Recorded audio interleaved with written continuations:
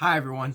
A very loud and annoying cricket here. The internet's not music nerd. And check this out. Woo, I can change the lighting just by doing this. Woo, woo, look at the lights flash and stuff. Ooh, that's spooky. Anyway, I have a shorter list of albums than I normally would have, but we got some albums here. We're gonna start with an artist I have yet to talk about on this channel, but one I do like a lot. I'm afraid I feel a bit weird saying his name, but this is his name, so I can say he's called Little Darkie, and it's not his first album, but his first breakthrough album is This Does Not Exist. His style is sort of taking like shock rap. It's sort of like taking the shock rap that made Eminem popular. I'm sort of doing that now. With the screamo style that was popularized by rappers like XXXTentacion. Or if we want to stretch it a little bit, Chief Keef. Anyway, this guy's been on my radar, or at least since early 2019, but I kind of forgot about him when I started getting into other genres of music, and I heard that he was blowing up, and I'm like, hey, I remember that guy. So I went out and checked out his most recent project, and it is a chaotic shit show, basically. But I feel like that was sort of the purpose. It's very loud, it's very brash, but he can switch up his style. Like with a much more traditional like cloud rap style on like Composition 11, to like the super screamo style of a track like Good Morning, to even like a sort of ska-esque track on a rap music with an R.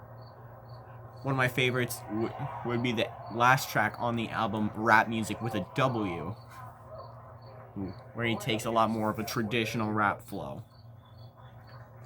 On another much more traditional like boom bap beat. He does remind me a lot of X in different ways, specifically his versatility. Especially right in the middle of the album is a acoustic guitar ballad, Where Is Darkie, which is another one of my favorites. It's just such a weird and wonderful album. It'll probably go down as up there with my favorites of the year.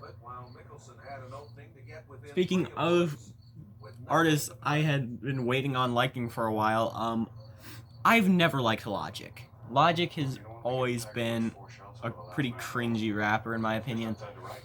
But I heard that his most recent project at least has been getting a lot of popularity, as he's improved his style much more over the really bad stuff he put out last year.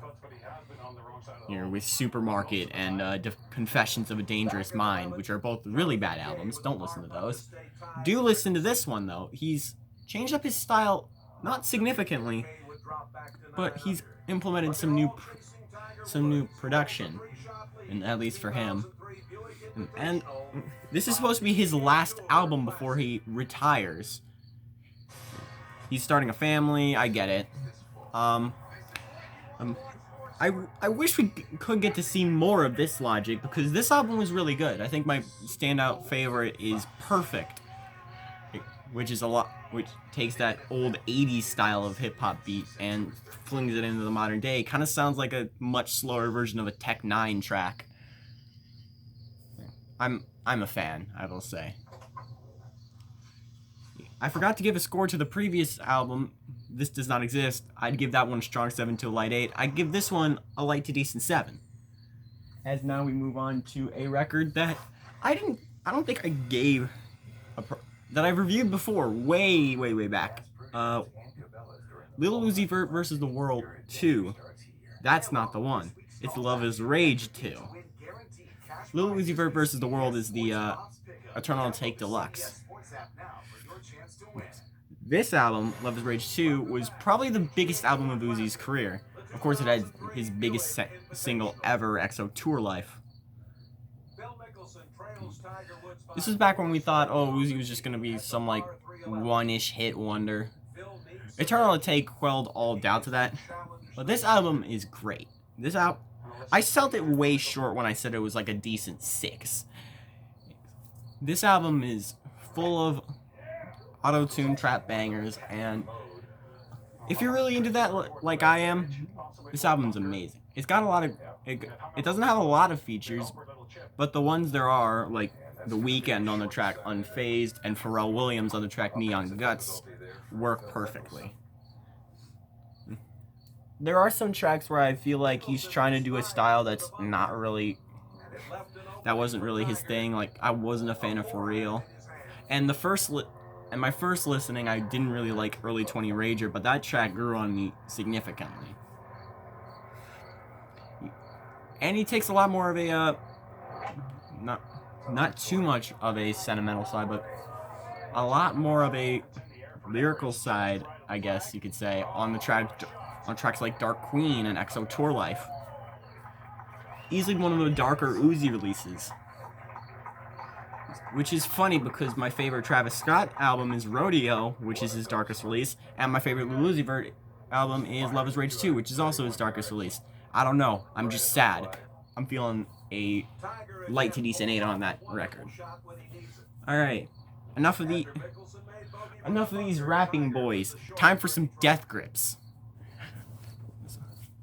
A record I've given quick mentions before. I believe I might have mentioned it on my albums of the decade list, which I plan on redoing at the end of this year. It's The Money Store, baby. Fantano's one of his favorite albums of the decade and his favorite Death Grips album, and the first album he ever gave a 10. I don't know if it's that good. I feel like there are tracks like Bitch Please and Fuck That are kind of boring. At least, but you know what isn't boring? Every other track. Every other track friggin' slaps. Get Got, The Fever, tracks like Hustle Bones. I was sort of lukewarm on a track like Blackjack, but over time it's won me over. I love on that track when the voice comes in, when the line comes in, and then like you can hear like it reversed in the back. It sounds almost satanic, and then that Blackjack line that they spring in with the chorus, just amazing. Still, my favorite track on that album, and probably one of my favorite tracks of the decade, would be Punk Wait. That sample of a Saharan cell phone jingle that kicks off the record. It kind of builds up to this super big, super bassy, pew pew, blah blah blah blah blah. That's how I can explain it, at least. Another amazing track is the closer, Hacker, which is Fantano's favorite track of the decade, and I don't blame him. The M83 samples on the chorus, probably the best chorus in Death Grips history. The "when you come out, your shit is gone" that echoes. And then like the M83, and then the friggin' synths going do. I probably sound like a lunatic. All of it comes together in an amazing friggin' sample. An amazing cacophony of samples. And I've listened to it enough where I can actually tell what he's saying, which is awesome. I feel like Ride's an underrated lyricist. Like, you can barely hear it over all the dills and drums. But he's got penmanship. And if you read into the lyrics, you can kind of understand them because they're still pretty cryptic. This is something he does on all of his records. Except maybe Ex-Military. Anyway, amazing record. Check it out. I still have some more time that I gotta gush about my final record. This one here is at least a decent strong 9. Speaking of decent 9s, a recent record I just started listening to. A guy by the name of Vince Staples. You may know him for North North and that angry mom who was upset about hearing North North on the radio.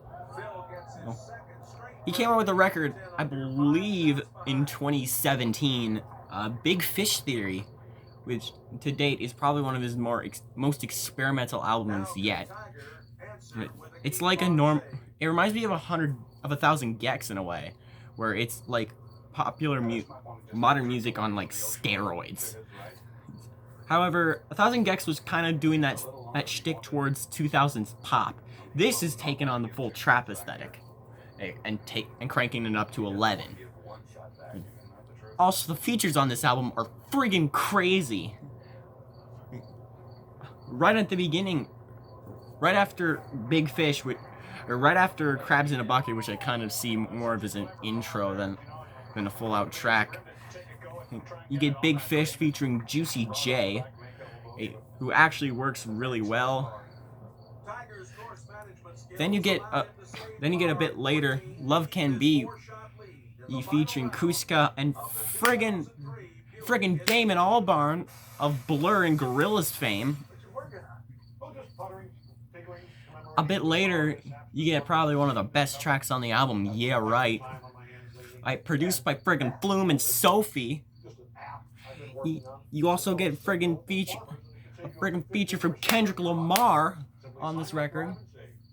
You get other features like ASAP Rocky. On the last track you have Ty Dolla $ign, and as well as Sophie reappearing on later tracks in the album. If you want a trap record that goes the full distance, that goes above and beyond in terms of that friggin' loud bass, you probably want to give Sophie a call. She's I don't know, great producer. Mentioned her before for her Oil of Every Pearls on Insides, which is a real good record.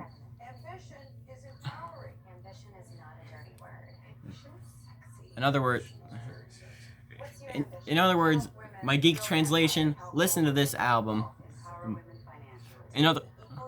I only started listening to it because it was recommended to me by a video about trying to get into experimental hip-hop. It's probably a good start for anyone looking into experimental hip-hop. Like, people who are on the fence, like, you don't want to jump right into an album like Bottomless Pit, because there's a lot of, like, really experimental stuff. Even some really experimental stuff in the mainstream, like Yeezus or 31520, which are all great albums, but it's gonna be hard for someone who's not used to that sound to get into them. I think this record's a good start. I'm feeling a light to decent 9 on Big Fish Theory. Blub blub, thanks for watching.